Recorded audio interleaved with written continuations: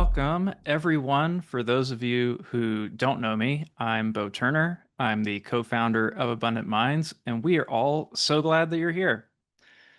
So, if you weren't already aware, tonight is about helping to shed a little bit of light on this industry of ours that many people don't fully understand. And this shouldn't feel like a sales pitch at all. This is just a chance for us to pull back the curtain on what really happens in Bitcoin mining, from the scams, the failures, the hidden risks that nobody knows about until they get in, and why it matters who you trust with your capital in this industry. And some of you have probably heard the story of my wife, Christine Marie, and I, and how we lost over $500,000 when we were getting into this industry with other mining service providers, and how instead of walking away, we decided to build a company that we wish honestly existed when we'd first started this journey. And what we don't often discuss, and is why we're all here tonight, is that our story is just one small piece of this. And almost everyone on our team here at Abundant Minds has lived through some version of this industry's tests and tribulations and issues and have something to share from them. So tonight, you get a chance to hear their stories. And more importantly, hopefully, you learn how to protect yourself from repeating them. It's the case that when people think about Bitcoin mining, it really looks deceptively simple on the surface. It just looks like a bunch of rows of computers plugged in with cheap power. Someone says they'll host your rigs for you and that they'll handle all the details. And on the surface, it all seems the same, like it's just an industry of commodity providers. But under the surface, the differences between how different facilities and different companies operate are massive. And unfortunately, those risks are very real, especially if you don't understand them ahead of time. So, tonight, we hope you get some value, whether you ever mine with us or you're currently mining with us, or you go a totally different direction, never touch this. We hope that this information helps you in some way. And without further ado, I would like to pass it off to my wonderful wife, Christine Marie, to start us off. Hi, everyone. I'm Christine Marie. I helped Bo co-found Abundant Minds. Um, and honestly, we started this company from a place of pain. Uh, I will never forget when Bo, at the time he was my fiance, came to me with tears in his eyes and asked me to sit down, and then proceeded to tell me that all of our hard-earned money, our investment into mining, disappeared, and we had nothing to show for it. And we had been scammed. We had just gotten engaged. We couldn't move forward with the wedding plans because our savings was gone. And as a woman, to see your future husband in such a state of vulnerability, to see him feel absolutely ashamed, to see his confidence completely deflated, and to see him feel completely violated was heart-wrenching. And from that moment forward, I vowed to support him in building the best mining company out there because I had to see him win. I honestly just had to see him win. So let me backtrack a bit. When Bo and I decided to start Bitcoin mining, we were excited. We had this vision that mining could be more than just profitable. It could be purposeful, something we built our future on. We found a hosting provider, we bought machines, we signed the contract, and thought we were on our way. And on paper, it looked great. The hosting contract promised us great power rates. We imagined the machines humming away, producing steady Bitcoin, securing the network, and starting this new chapter. But the reality was nothing like that. The machines never came online. Days turned into weeks, weeks turned into months, and still nothing. Every time we reached out, the answers were delayed, vague, or non-existent. Sometimes we wouldn't hear anything for months, and it felt like we were living in limbo, never knowing when our machines would get online. And then the gut punch was a $30,000 repair bill to fix our machines, machines that never ran. We were told they needed fixing before they could even be turned on. And as we pushed for answers for 8 months, We pushed for answers. We realized the root of the problem was that the provider didn't even have fixed power rates. So when electricity prices spiked, instead of honoring the contract he sold us, he simply kept our machines offline.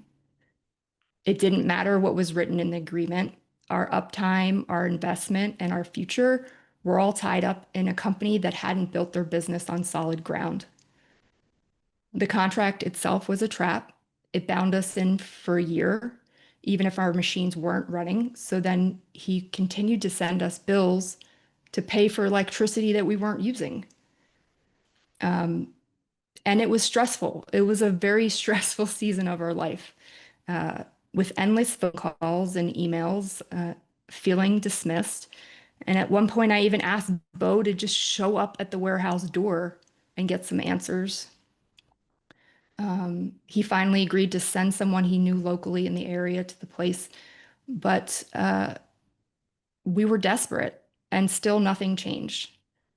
And eventually the provider went bankrupt. But by that point, we'd lost all of our money, our machines, and almost a year that we could never get back. And beyond the financial hit, it meant hundreds of thousands of dollars in missed Bitcoin. It it was the heartbreak, most of all, of having our trust broken over and over again. That was really the deepest cut. And then on top of that, we had just gotten engaged, so we had to postpone the wedding. And that season could have been the end of our mining story. We could have walked away bitter, burned, angry, but instead it became the beginning of something greater. And it forced us to ask, what would this industry look like if it actually honored people? What if there was a place where clients weren't left in the dark, where contracts weren't traps, and where promises weren't broken? And that's when we made the decision, if no one else was going to build the company that we wanted to work with, then we would build it ourselves. And that's when we built Abundant Minds. And we didn't recruit a team, we actually attracted one because our team has a story. Everyone has a story of broken promises, machines that never arrived, hidden fees, fake uptime reports, support teams that vanished when everything went wrong. We've all been burned by the industry, not once, but enough times to know that the system is broken. So we turned our hard lessons into a shared mission. And we didn't build this company on theory, we built it on lived experiences and what not to do. We built it as a company that actually owns its sites, that delivers on its promises, and that puts people before profits. And that makes transparency a standard. And really, we're just here to raise the bar in the industry. And this is about truly reclaiming trust, rewriting the rules, and proving that there's a better way. So thank you for joining us today to hear our stories. There's a lot of magicians in the space who know how to make the price of a miner look attractive just to lock someone in. But behind the numbers, there's so much more that can never even be explained just in this class tonight. Because once you've been behind the curtain, you can't unsee it. Corners get cut, fees are hidden, responsibilities are outsourced, and in some cases, even a slice of your Bitcoin is quietly taken. And at first, cheaper machines may look like a win, but in the industry, it often ends up costing far more in the long run. Um, the three things that I really, I guess, that just irk me about the industry are: one, counterparty risk; two, the hidden world of white labeling; and three, rev sharing. I think the greatest risk in Bitcoin mining itself is the counterparties, and who you're going to trust with your capital. Not all providers are upfront. The machines may look the same. The fees may seem lower. The pitch might sound great. But there's a vast difference between a reputable operator and a slick middleman. And honestly, it's the difference between wealth creation and wealth destruction. And we've lived it. Uh, as far as white labeling, a lot of people don't realize that this is something most mining companies do, that they're actually brokers. And the company selling you the miner or handling the customer service isn't actually the one hosting or maintaining the machines. They're broker and they're marketing companies, and they white label someone else's site and present it as their own. And how do we know this? Because we've actually been approached by at least 20 different mining companies asking us to secretly host their client miners while they take the credit for it, because we're good at what we do. And we actually take care of our machines and our clients. So I ask you, why would we ever let someone else slap their name on our work that we take so much pride in? But here's why it matters for you. When, not if, a miner breaks, you need accountability. Something people don't really know about the mining industry is that mining rigs are delicate and they are pushed hard and they absolutely will break. And if everything is outsourced, you end up caught in a maze of delays and finger pointing.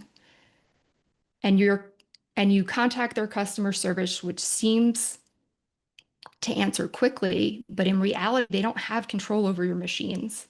They now have to contact a site where your machines are hosted, could be across the world, and instead have to find the real site operator to get answers to your questions and hope the team takes action. That means your investment depends on multiple parties. The company you think you're working with, who markets and sells you the deal, the actual hosting site you've never even heard about, and sometimes an additional third party who's actually handling the maintenance. And with so many different layers and hands in the cookie jar, accountability disappears. And also, so do your profits. So we made it a one-stop shop.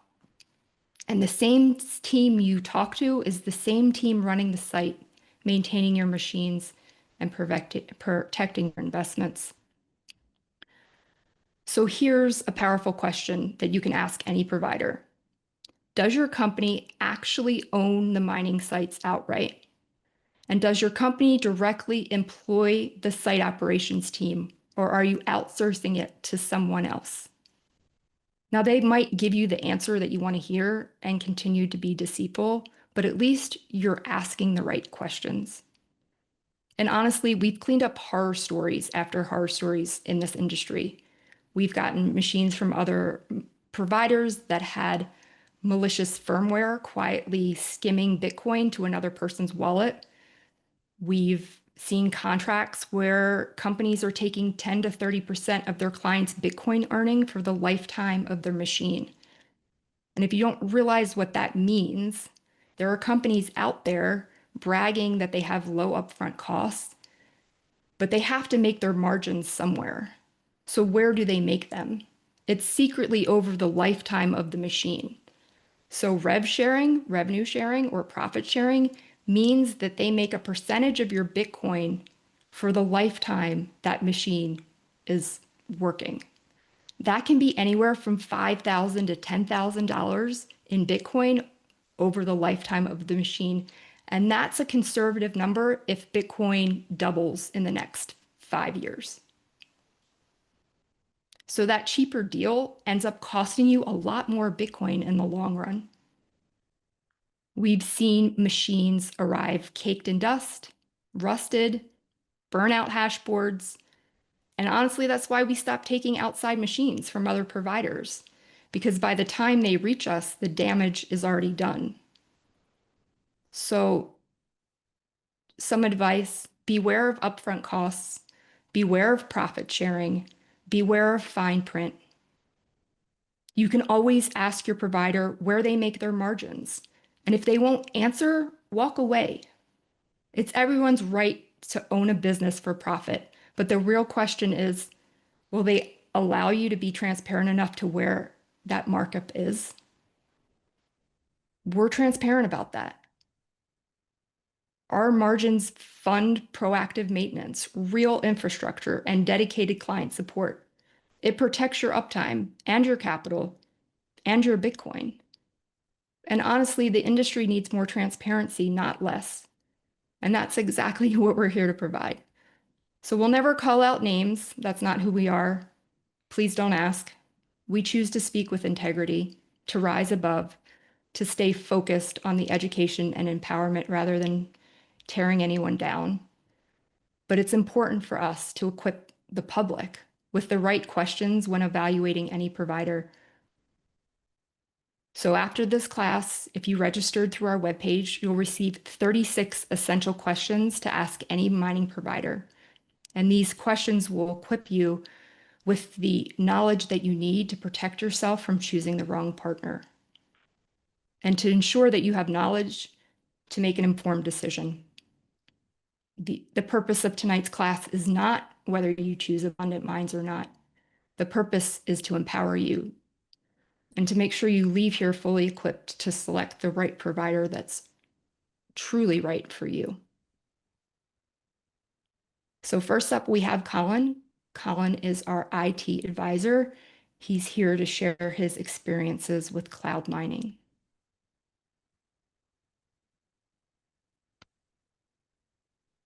Hey, thanks for that, Christine. Um, Harrowing story. Mine, not so bad. But I'm glad to be here today to share it all with you. Um, I was an OG Bitcoin miner. I got started mining on GPUs back in 2012. I kind of tiptoed around the subject. It was kind of like internet fun play money. But I had a background in IT and data centers dating back to 2003. And felt really comfortable in the space. I started mining, kind of got my feet wet, and then I took a job in 2015. And you know how jobs get.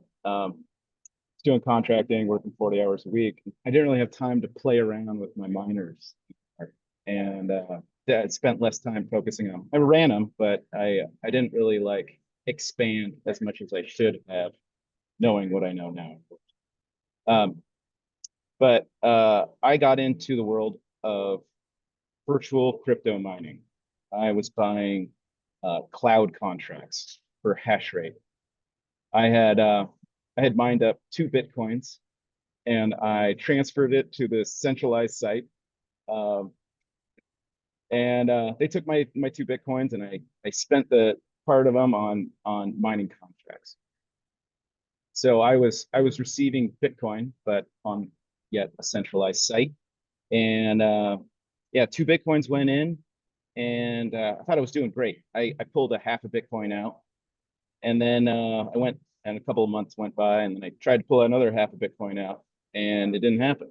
And the company had fingers pointing this way and fingers pointing that way, and customer service run around, and turns out that yeah, the whole company was a Ponzi scheme, and I rented fake servers that never existed, and I was looking at numbers that didn't exist. And I was doing absolutely nothing in the Bitcoin space with all of my 2 Bitcoins.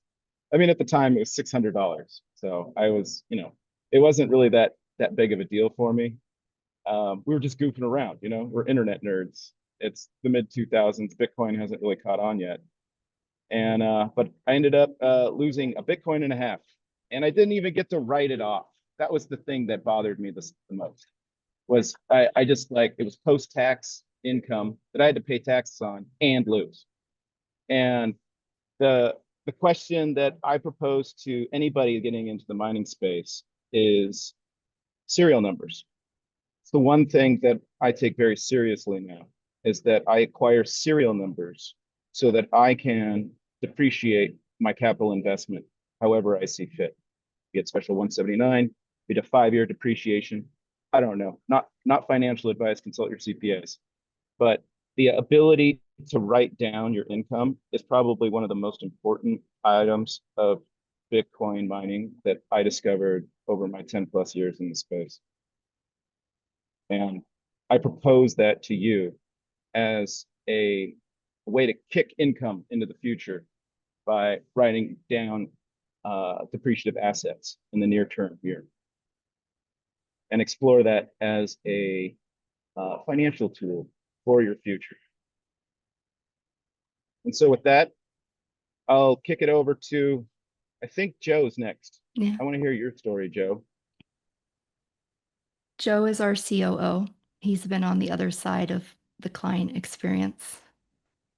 Thank you very much, Christine. And Colin, I know how much you care about everything you put in from the technical aspects. So to find out that you were actually not mining during that time, I know hits you right here in the heart. It's kind of funny that this is called a masterclass because there's a phrase in our industry that is thrown around when someone gets scammed or you lose money. It's called paying tuition. And the reason it's called that is because it feels like it's a rite of passage.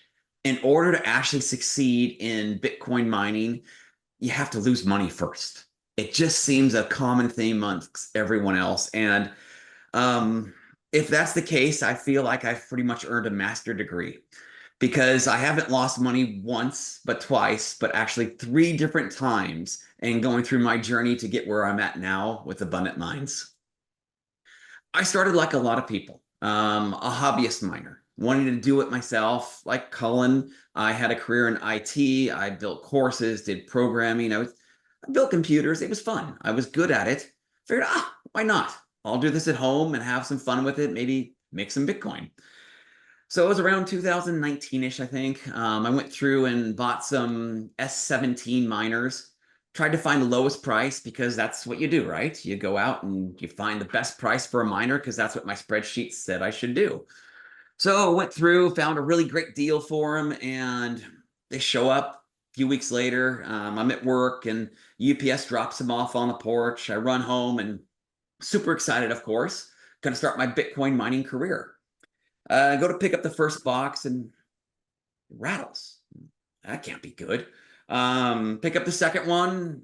That's rattling too. All right, well, maybe there's just like a prize in there or something. I don't know. So I start ripping into these boxes, and sure enough, it's not a prize waiting for me. The heat sinks had fallen off the boards. And so, literally, my first entry into Bitcoin mining and buying hardware was receiving 2 broken machines. I went through and cobbled them together and pulled some things out. And I learned a lot about the process, learned about the insides of an ASIC, what makes them tick, how to build them. And honestly, it was probably good. That's part of that tuition. I learned about actually diving in and what really makes an ASIC work and what can go wrong with ASICs right out of the box. But I was hooked. I really, really did that. And I mined on the one that actually worked for a bit. And then I wanted to take my mining career to the next level. But I couldn't do it at home. I didn't have enough power left in my panels. And honestly, the machines are loud and hot and annoying. And so I went to go through to find what was called a host. I didn't know much about it, but basically what they did is they went through and provided power and internet and the infrastructure to be able to run machines that I'd purchased. Okay, that sounds like exactly what I need. I looked for the most reputable person I could find or the most reputable group I could find at the time. And I went through and bought 6 miners from them at, I think it was around like $30,000 or $40,000 at the time. A lot of money for me at the time. And they told me they'd be up in like 30 days. All right. I worked in education. I had my own business. I assumed that's what they meant. When they say that's what it's going to be, that's what it's going to be. But much like Bo and Christine's story, I learned the hard way that that's not always what this industry gives you. And so 30 days turned into 60, turned into 3 months, turned into, hey, this site's not actually going to work. We didn't get some contracts right, or they lost their permits, or something happened. And then they offered me another opportunity. And this is where I really started to lose all my common sense. I run my own business. I know what I'm doing. I have every aspect of running a properly done business. But when I got into this idea of mining and this FOMO and missing out on all the best gains in 2021 as the numbers were rising, my money was trapped. So I was basically taking anything that they said as gospel. Okay, if you get me online, great, let's do it. Here was their conditions. I will knock 1 penny off your agreed hosting rate if you let us go through and send your machines over to Russia. My first gut reaction was, oh my gosh, Is this really the only options I have? Well, they have my money, and I really had no way out of the contract, so I went through and agreed. Turns out, though, that wasn't the best choice. Those miners ended up getting sent over in early 22, and they hashed for about a month. And then in February 22, if anyone's familiar with what happened in world events at the time, Russia and the United States got into a conflict. At that point, then those miners were seized by the Russian government. And I believe they're still hashing today to some Russian oligarch somewhere. But unfortunately, those miners never made it into my fleet. And I learned the hard way that geopolitical risk is a real thing. And third-party counterparty risk beyond even just the local mining group that you're working with, if they don't have full control of their miners, it is something that can really affect you. And I found out, like I said, the hard way, that working with a group who has full control of their sites and is US based is extremely important. That still didn't deter me. And so my final foray into which I kind of made a mistake was, hey, this sucks. No one in this industry seems to want to be able to run an honest business. I work from a position of integrity. I'm going to go through and try to use a co-location business myself. So I went through and bought a couple $100,000 of infrastructure. So mobile data center containers, transformers, those type of bits and pieces. And I was going to go through and JV with one of the most reputable parts companies in our industry. Figured, hey, I will do some research. I will work with the right group this time. And they've got the best industries. Their trust pilots were through the roof. Everyone I talked to seemed to say, hey, these are the guys. The JV was supposed to be done in 30 to 60 days. And this is 2 years later after that, by that time in 23. I held on with them with their promises all the way through until about March 2024. That's how long it took for me to come to my senses and realize that these guys are never going to get their act together. So again, another 8 to 10 months of me being delayed and trying to trust someone else to be able to do this. It was around that time, though, I started working seriously with Abundant Minds and Bo. We'd been in the same circles, learning and building together and trying to come along with the same missions. And it was at that time we realized we can kind of partner forces here and we can work together to go through and create this experience that you guys are seeing now. A mining company that does what they say, that controls their assets, that doesn't go through and ship miners overseas to try to go through and save a little bit of money. And that's the biggest thing I would take away from my experiences. Trust the people that you get in business with. They are not someone you're just having a simple transaction with, like buying a car. You're going to be working with these companies over the next 3 to 5 to 7 years. Know who they are and know who you can trust. And on top of that, make sure they're not doing something crazy with your miners and you're falling prey to a geopolitical risk or some other kind of risk that you are not intending, because that company I work with, there was nothing they can do. I'm not going to not blame them because it really was their fault. And it was my fault too, of course, but their hands were tied. They couldn't work with the Russian government to get those miners back. As much as they say they wanted to help out, their only response was to throw their hands up. And so those are the key things I want you to always ask when you're talking to these groups is really know who you're working with and make sure they have full control of their miners and it's not going somewhere that you don't understand. So that was my hard lessons in life, my 3 lessons where I've paid my tuition. Awesome. Thanks, Joe. Next up is Todd, our site ops lead. Todd, do you want to share a bit about what you experienced about home mining? Yeah, hello everyone. I'm very fortunate to bring some positivity to this conversation a little bit. I fortunately never got burned. So, I'm one of those that never worked with a hosting company. So when my first mining journey, I did it all myself. So I built out my own little home mine and that was a great experience, but what kind of the reason I'm wanting to kind of tell this story is just to kind of bring up some of the issues that I came up with my experience. And as you know, we were saying earlier about paying the tuition. This is another form of tuition and not getting burned financially. but potentially not using your time and your energy in the most efficient ways. So I, wanted to start mining, and I decided to build out my little home mine in my garage. And so the first, step was sourcing miners, and that was definitely learning experience right there. There's a lot of scams out there. There's a lot of misinformation. There's a lot of machines that are being sold as state of the art or new that aren't or are used.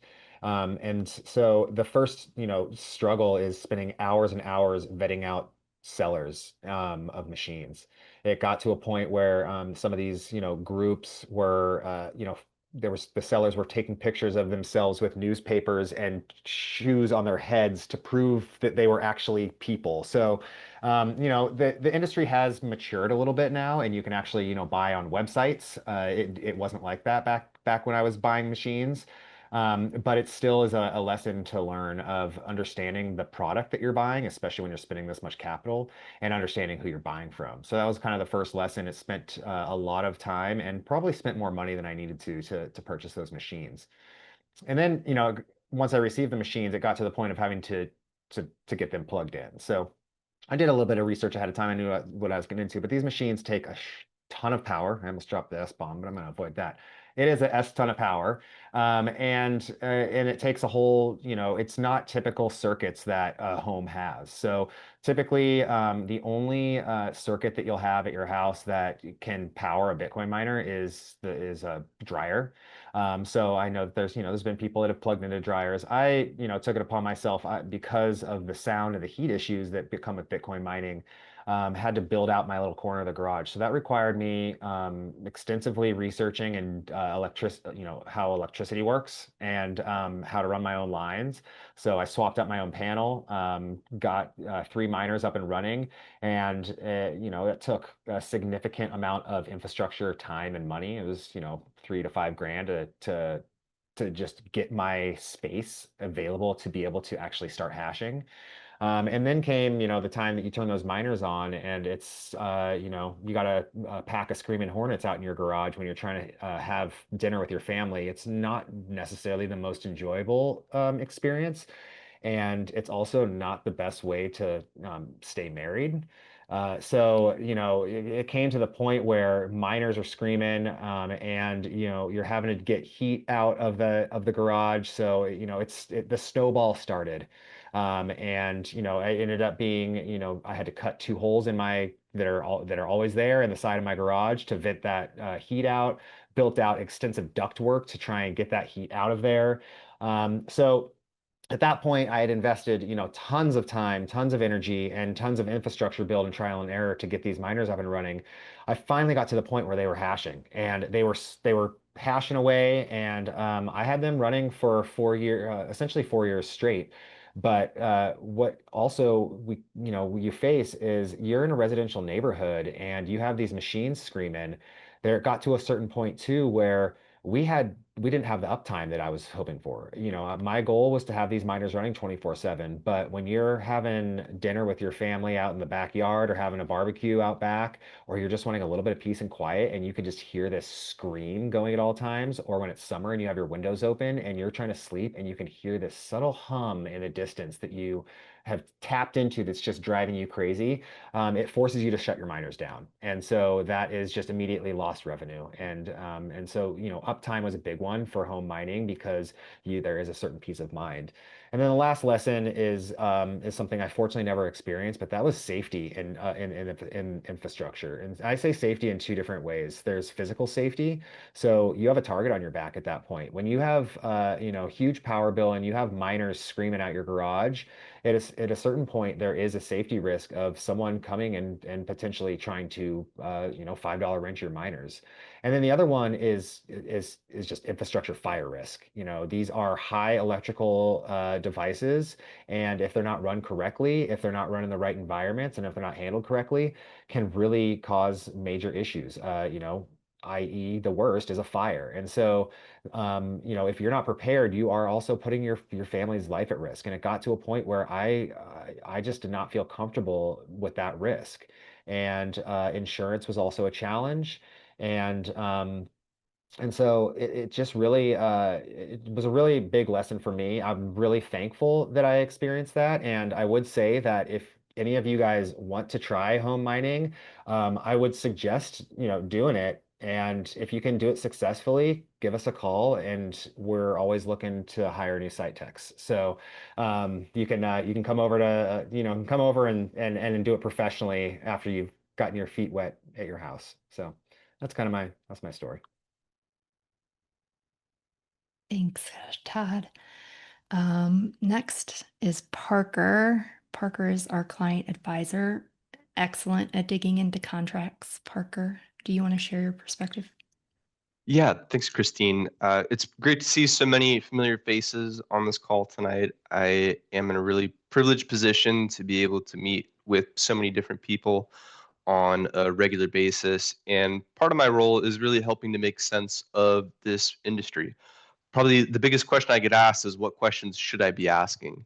And I'm going to tell a story about a recent prospect that when we started asking some of those questions with a contract he was given from another hosting provider, it really caused a lot of us to pause. And I think was part of the reason we're doing this webinar tonight, just because we realize that there really are still some serious things to be concerned about out there in the space. And for context, this was a very large investment. This prospect was looking to invest within the six figures, and he had also taken this contract to other trusted parties of his, and they gave it their seal of approval. So just kind of goes to show that has been a common theme of things looking like they're a good price on the front end, whether it's in mining, real estate, business, but things can really be made or broken when you start digging into those terms. And so the three big things that really gave us pause on this were related to the contractual uptime, the maintenance that was going to be provided, and then how the revenue streams were structured. So for the biggest thing with the uptime, at the end of the day, that's what you're paying a hosting provider to do, is to make sure that your machines are up and running. And in this particular contract, through the 16 pages that we sifted through, there was actually no guarantee of uptime whatsoever. So he could have ended up in a very similar position like Bo and Christine had, of machines sitting in a warehouse somewhere just collecting dust, again, off of a fairly sizable investment. And we're at the space in the industry now where some promise of uptime is standard, and there should be some type of compensation if that uptime is not met. And average uptime is not the same thing as guaranteed uptime. You'll see a lot of places average uptimes of 98, 99. I think we were at a conference recently and people were saying average uptimes of 99.9%. We couldn't help but laugh a little bit at that.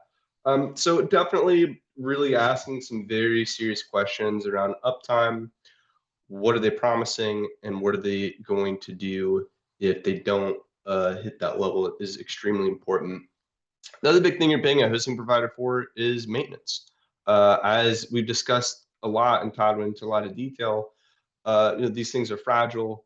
It's not a matter of if, but when, and it's something most people don't want to deal with, so they want to do it with the hosting provider. Again, in this particular situation, the maintenance agreement on these machines was going to be $75 an hour, $90 an hour for overtime or weekend work, and then a 20% margin on all parts. So something that is a $20 fan, you could be looking at hundreds of dollars in maintenance charges for. And going back to the first part, they weren't contractually obligated to even have the machines up and running. So you could end up in, again, a situation, as Bo and Christine are probably really tired of hearing brought up, where machines are collecting dust, you're still somehow getting hit with maintenance charges. And it's all perfectly legal as part of the contract. And the last big piece of this is the revenue streams. And as it has been brought up, there are situations where multiple parties can get involved. And that was the case in this. You had the ASIC vendor, you had the hosting provider, and you had the broker that was putting all this together. Everybody wants their own cut. Everybody only wants to focus on their one little piece of the pie. And if something goes wrong, it just ends up being a blame game. And on top of all of that, within this arrangement, 10% of the profits were going to be siphoned off of these machines in perpetuity for the life of the machines. So on the front end, looked like great machine prices, great hosting prices, but when you're factoring in questions about the uptime, severely exorbitant maintenance charges, and then once they finally are up and running, a lot of Bitcoin over the life of those machines being siphoned off the top, starts to look like a very different picture. So, and this is still happening. I just had a prospective client I was talking with about 3 hours ago, and it kind of felt like Groundhog Day a little bit because I started saying like, well, so, what's their uptime? What's their maintenance? I said, well, I actually don't know. They didn't really mention that. And he's like, well, I see why your machines are probably a little more expensive because I want that peace of mind and not have to deal with that later on. So just to kind of recap, uptime, maintenance, revenue streams are probably the three key things you want to really be looking at with that hosting provider. And if it feels like something's off or if it's not clearly stated, then definitely something you're going to dive a little more into because again, those terms can really make or break the deal you're putting together. Awesome. Thanks, Parker. Johan, our site manager. Hi, there you are. Hi, Johan. Can you talk a little bit about things you'd seen in the industry? Yeah, so I started mining in 2017. I was an artist, but my stepdad was doing some networking for a local Bitcoin mine. And he got me a job just breaking down boxes. And I ended up being one of the more proficient techs there because I had skill with Linux due to sort of not being able to afford a Windows license and wanting to play video games. So I had been tinkering around with computers and messing around with programming for a bit. So I ended up moving up pretty fast. But the mine I worked in was pretty much a circus of one of these mines that was mismanaged from the technical side, having unlicensed electricians putting in bad circuitry. There were off-brand miners and PSUs. I've seen these PSUs explode. I've seen miners light on fire. Circuits just absolutely fry. And on the sort of very not safe behavior as far as working conditions. The administration was misappropriating funds. The booking was not done well. There were situations where accounting was not done properly. So they had completely repooled a client's miners to them, even though it was on their end where they had not received funds in the right spot, but they had received the funds. So that was definitely an ordeal. There was times where there were brand new miners that we were supposed to send back, but we ended up mining on them. And I had eventually gotten fired due to insubordination because I was not willing to sort of risk my body, life limb doing some of these sort of electrical tasks. Or, in one case, they had ordered the wrong size of swamp cooler pads. And they had told me to cut them up down to size, but they didn't even have a dust mask on site. And these things are soaked in formaldehyde, right? So that'll pickle you from the inside out. And shortly after I had been let go, they had servers kicking down doors for people suing them. They had not paid their electrical bill and racked up about $300,000 with the local PUD. The local PUD disconnected them at the pole, and it ended up sending the linesman to the ground, and he had to go to the hospital. And the owners basically fled. Um, Thankfully, another person who had been burned by them had got my contact, and I was able to sort of continue my mining journey with them. And I ran it was going to be a 3 megawatt mine, but it ended up only being 2 for about 5 years after that. And it was a pretty boring experience, but you know, I could deal with boring after this sort of year of, let's just call it excitement, I had with the first co-location mine. Uh, but yeah, you know, if you're not working with reputable people, you know, you might just find one day that they have locked doors and your miners are inside and there's no one answering your calls anymore, you know. Um, so I technically didn't get burned, but you know, I saw it happen to a lot of people.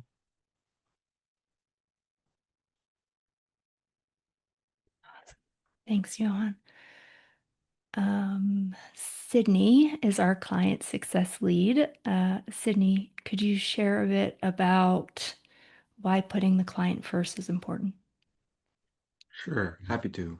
Um, I think the best way to talk about this is actually a experience I had working with one of our clients. So, one of our clients came to us and he had previously been with another host.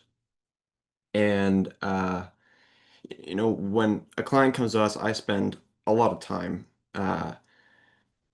talking about the importance of custody and walking people through setting up a Bitcoin wallet if they've never done anything like that, and all that kind of stuff. And after working with this client, helping him set up his first uh, cold storage setup, he he finally got to a point where he could go to the previous service he was using in mining before and withdraw the Bitcoin into his wallet. And when he did that, um, yeah, he was faced with just an incredible amount of hoops and absurdly and you know just too many hoops that would be reasonable for someone to just withdraw the money from their own service. And of course, I helped him through the process and all that, and we um, eventually got his money out. But the whole experience made me really realize that, you know, just because Bitcoin's on your screen doesn't mean you have the Bitcoin. It's something that I always try to stress with clients of ours, right? Bitcoin is something that you can touch, feel, smell, you hold in your hand, right? And that is through the form of self-custody. And this whole experience made me realize that there are many companies out there that, you know, they don't mind it if you buy a bunch of machines and a bunch of Bitcoin goes somewhere and it creates a nice dashboard saying, oh, look how much money you're making, and you're feeling really good about how much money you're making. But they don't mind at all if you don't actually know that you need to take the Bitcoin off, that you need to do something with it. And if you are smart enough to know that you should do that, then they're going to make you jump through all kinds of hoops to try to limit you from doing that. So they, you know, decrease the amount of people that actually pull the money off so they can keep it for themselves. And so I think that's really just a lesson of, you know, first of all, some people uh, in this space, they're really just trying to get it for themselves, and the the more ignorant they can keep you, the more they can benefit. And well, personally, I take that the very opposite way. I mean, I think that Bitcoin is such an incredible journey in many different ways, and being part of that journey educating people about all the different facets of Bitcoin is, well, I suppose it's just what makes my job so enjoyable. And so when you walk up to a company, you really want to ask yourself, are they there because they want to help me get as much Bitcoin as possible, or are they there because they're just trying to, take what's mine so they can get as much Bitcoin as possible?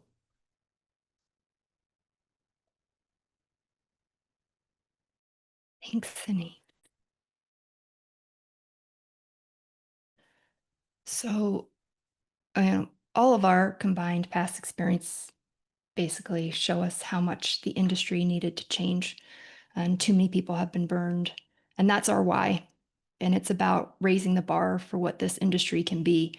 And honestly, since we created this company, the bar has been raised, and a lot of other companies out there are beginning to implement the things that we do, which is honestly such an honor.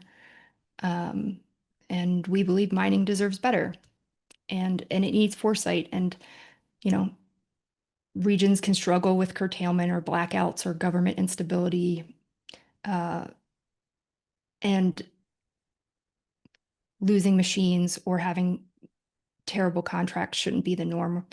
You know, that's why we build abundant mines. It's why we build in Oregon.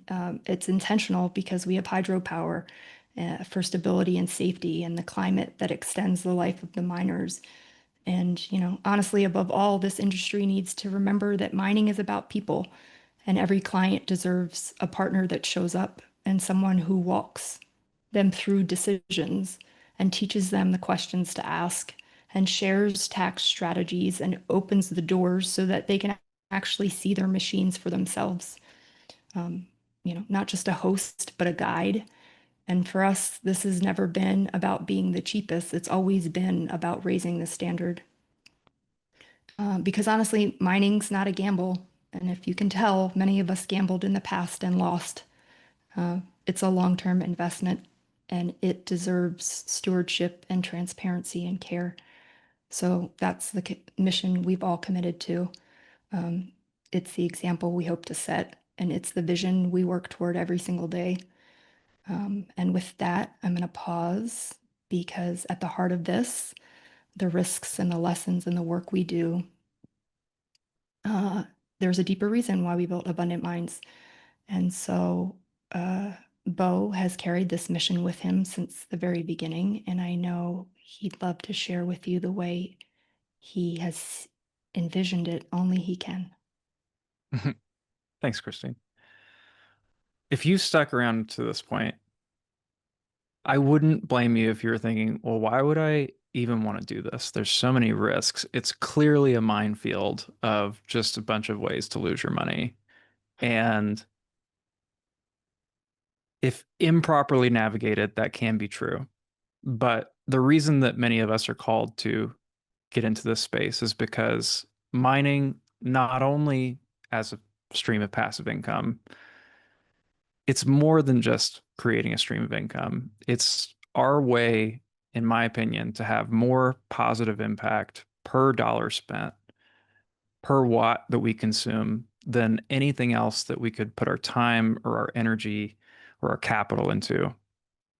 And it may start as just this search for passive income for this never-ending stream of Bitcoin.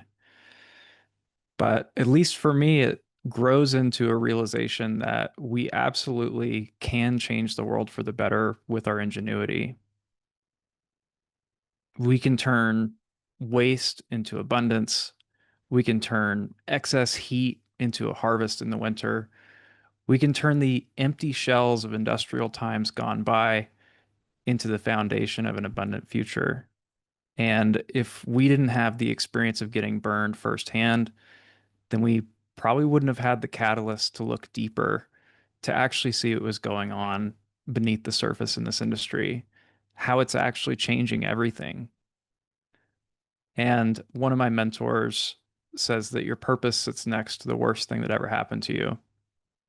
And if that is true, then this is a Zoom call full of purpose. And because of that, we're all blessed with being aligned on a mission that wouldn't have been possible if we didn't have that mirror held up to our faces of just how broken some aspects of this industry were. And it goes so far beyond just making sure that Bitcoin ends up in the right wallets. It really is about transforming the foundations of our civilization in a peaceful revolution and evolution that we all get the privilege to participate in an open source way. And for those of you who've already joined us on that revolution, I'm so grateful to you. And honestly, you are the reason that we do what we do. And it's part of why I leap out of bed every day coming into work, so excited to build this abundant vision of the future with you all. So thank you. And thank you for sticking around and learning from us, learning from our experiences. Thanks, everyone. Really appreciate you being here. Thanks, guys. Thank you, everybody.